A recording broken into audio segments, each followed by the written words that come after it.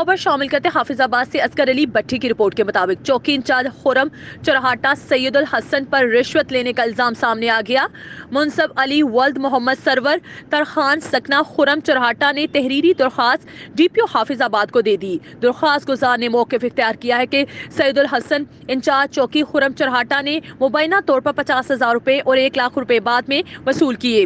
झूठे मुकदमे नंबर 20-537 में बेगुनाह लिखे गए मुबैना तौर पर 1.5 लाख रुपए रिश्वत लेने का इल्जाम।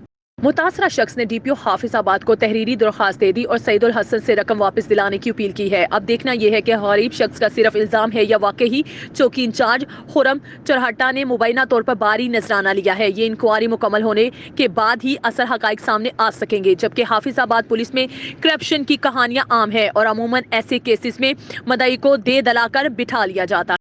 ਜਿਹੜਾ ਸਾਦਲ ਹਸਨ है ये चौकी इंचार्ज जो इस टाइम खुरम चरेड़े लगा है, पहले सारा जलालपुर भट्टियां लगा सी। साड़ी 302 की तफ्तीश इन्हें की है। इन्हें सन कहा कि ये माइयां जड़ियां ने मैं छोड़ देना, 1.5 लाख रुपया मैंने चाहिए।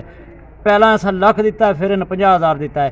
इन्होंने माइयां नूं इस तरह ही जेल गल दिता है, बेगुनाह माइयां। फिर असी इन्वेस्टिगेशन करा के अखराज रिपोर्ट बनाईए।